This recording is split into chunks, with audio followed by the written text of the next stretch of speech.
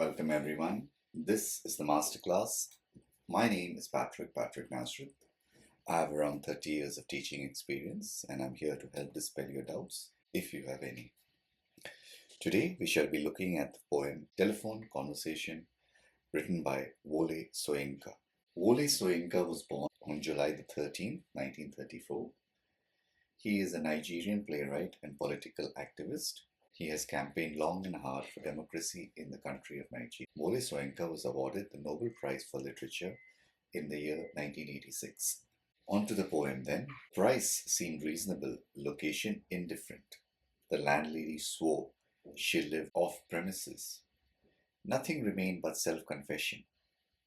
Madam, I warned, I hate a wasted journey. I am African. Silence. Silence transmission of pressurized good breeding. Voice, when it came, lipstick coated, long gold rolled, cigarette holder dipped. Caught I was, foully. The poet is in a foreign country. He is looking for a place to stay. For him, what matters is the rent.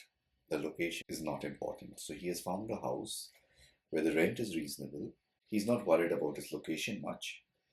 And the person who's renting out the house, speaking to him on the phone, and she tells him that she doesn't even live on the premises. In other words, if your landlord or your landlady are not living in the same house as you, you have more privacy. Terms have been agreed upon.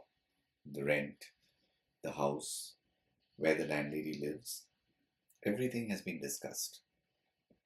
What remains?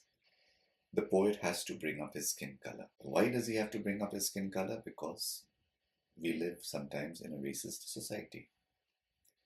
So he says very clearly that, listen, I am an African. In other words, I am black. The minute he admits that he is an African, the minute he says he's black, the person at the other end of the line falls silent.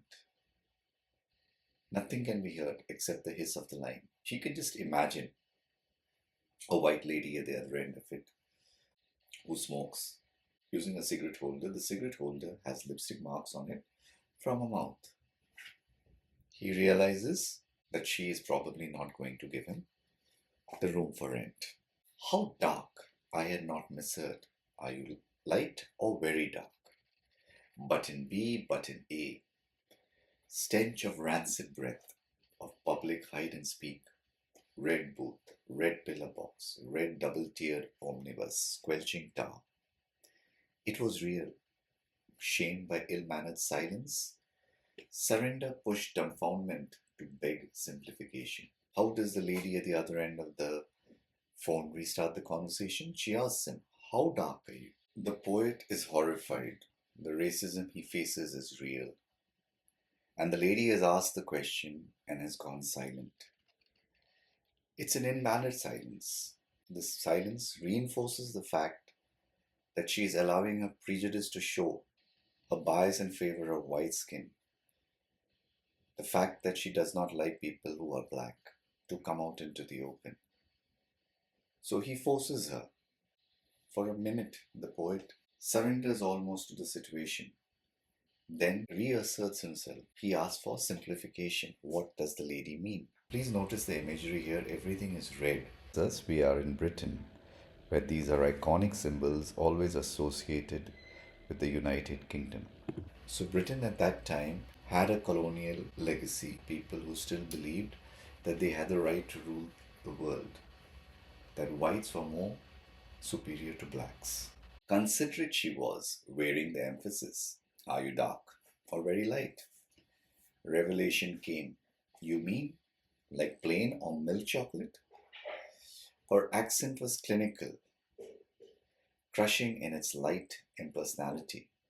Rapidly, wavelength adjusted, I chose West African sepia, and as an afterthought, down in my passport, silence for spectroscopic flight of fancy, till truthfulness changed her accent hard on the mouthpiece. What's that? Conceding. Don't know what that is.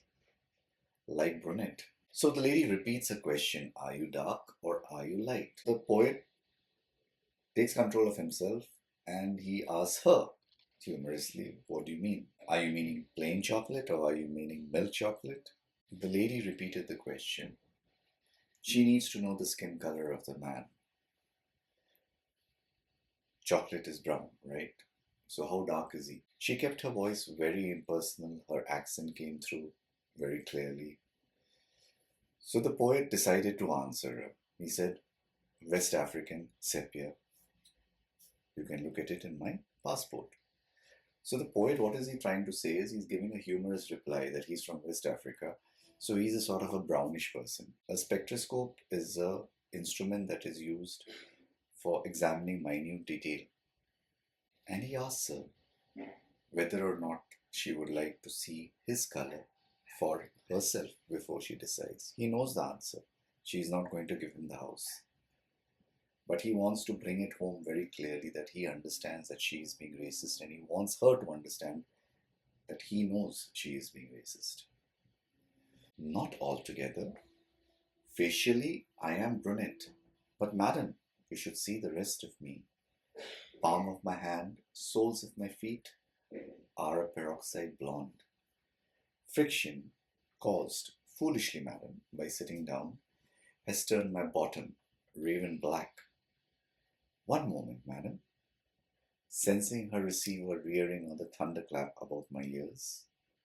"Madam," I pleaded, "wouldn't you rather see for yourself?" She says, "You're brunette, right? Brunette is basically black." The poet is still trying to answer her humorously without losing his own temper. So he tells her, "Madam, facially I am black. But the rest of me, for example, if you look at the palm of my hand or maybe the soles of my feet, you will see the peroxide blonde." Peroxide blondes are people who dye their hair, okay, who bleach their hair. So if you bleach black, it turns white. That's what he's trying to say. That is peroxide blonde. He's actually making a joke about bleaching his skin. And then he goes on to say, "Unfortunately, however, sitting down constantly, the friction between my bottom, my backside, and the bench, or wherever I'm sitting down, has caused it to burn, and hence it has become black." So he senses that the lady is going to slam down the receiver. He speaks quickly before she can do that. So she stops. She can sense her hesitation. The themes that run through this poem then.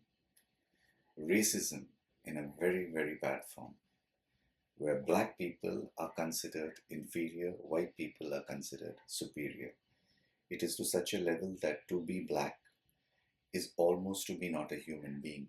You're almost at the level of a monkey for the white people. And how, when you are faced with racism, when you're faced with prejudice, when people are against you for no fault of your own, just because you are born a certain color, or you are born in a certain country, or you speak in a certain way. Racism, prejudice comes in all forms.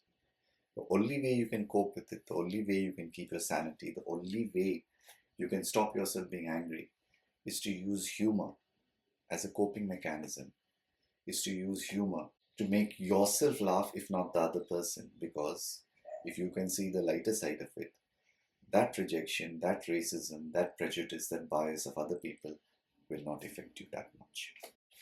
That's the poem right there then. I do hope I've been able to help you. If I have, please do remember to like, subscribe, and share. Remember, there are others out there who might need our help.